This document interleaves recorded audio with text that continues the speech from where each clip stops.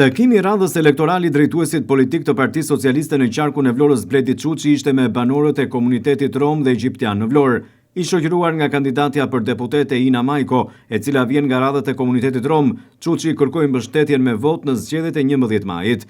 Teksa vlerësoi kandidaturën e Ina Majkos, ai tregoi arsyet se pse zgjodhi pikërisht atë, me shumë aplikantëve të tjerë në platformën deputeti që duam.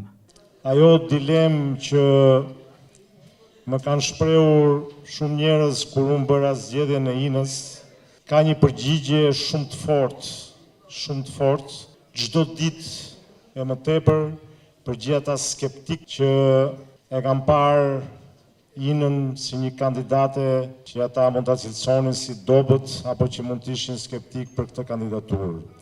Dhe unë po ja u them këtu pa më të voglin dyshim edhe me sinqeritetin më të madh që unë jam krenar që kam Inën sot në krah të ekipit Partisë Socialiste për zgjedhjet e tij. E kam thënë që nga dita parë kur kam prezantuar Inën. Ina ka një forcë karakteri ekstra nga ne tjerët, i thoja kandidatëve. Sepse nëse ne të gjithë në jetë kemi pasur barriera për të ecur përpara, Ina ka pasur mure. Dhe Ina ka ditur t'i çaj, t'i kapërcej këto mure, por duke ruajtur dinjitetin dhe integritetin e vet personal. Dhe kur pash pasaj gjithçka që ka bërë dhe sa gjenuine ishte Ina, menjëherë i thash vetes, kjo do t'jetë kandidate përfaqësuese e qarkut Vlorë në listat për zgjedhjet e 11 majit. Dhe akoma më tepër, kur ja prezantova kryeministrit, pa më të voglin dyshim, tha, po, është një zgjedhje befasuese për të mirë.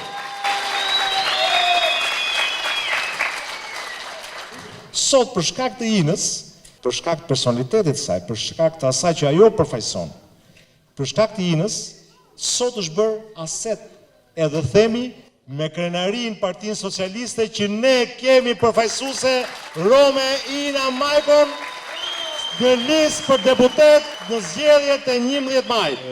Jo vetëm komunitetit rom edhe egjiptian në qarkun e Vlorës, po të gjithë qytetarët e Vlorës duhet ta kenë për nder që t'i japin votën Ina Majkos dhe kur të votojnë numrin 5 Partinë Socialiste ta gjejnë atje dhe emrin dhe të vënë kryqin ke Ina Majko, sepse është një kandidaturë që nderon jo vetëm komunitetin tuaj, jo vetëm familjen tuaj, por nderon të gjithë qarkun e Vlorës, nderon Partinë Socialiste me personalitetin e saj.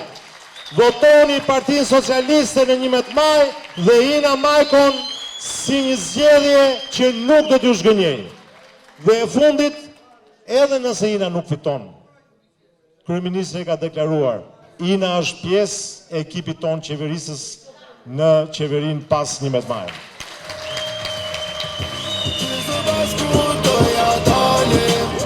Çuçi rikonfirmoi edhe një herë atë që është thënë publikisht nga kryeministri Edi Rama, se nëse Ina Majko nuk arrin dot të zgjidhet deputete, do të jetë pjesë e qeverisë së re të Partisë Socialiste pas zgjedhjeve të 11 majit.